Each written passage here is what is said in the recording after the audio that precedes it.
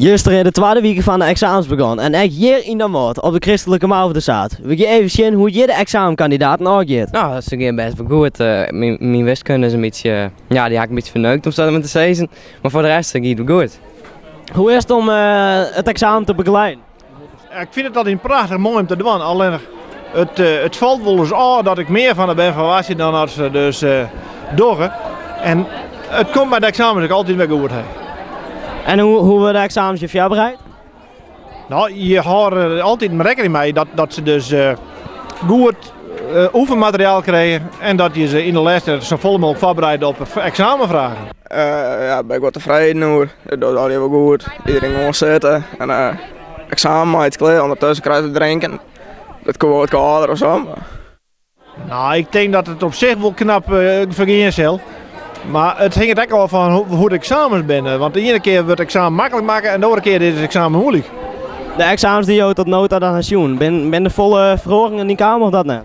Ja, met biologie wordt het ontzettend makkelijk. Hey. Dus daar gaan ze geluk mee hoor. En dat kan ik wel eens negatief werden dat het als een zwitter beoordeeld wordt.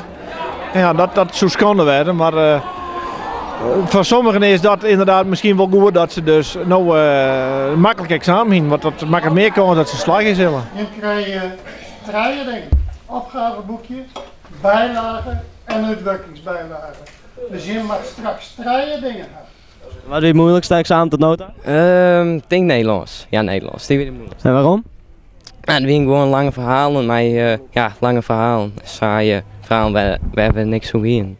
Duits. Nee, hier kan krijgt voldoende op een 5,6. Hoe komt dat? Snap je het net of echt trot leren als dat leert? Nou, Duits is moeilijk leren en ik snap het niet echt. Als je, dat wordt eerst nijsjoen door de eigen leraar. Maar natuurlijk om de onafhankelijkheid van de eigen leraar net in twijfel te lopen, wordt de tweede correctie nog door een collega die van Horenskwallen om te zien als het wel goed nijsjoen. Een voorbeeld van hoe je goed. Nou, nee, dit is wel goed. Het gaat zo wel goed, ja. De leraar die doet goed. Oké, dankjewel. Succes! RTV NL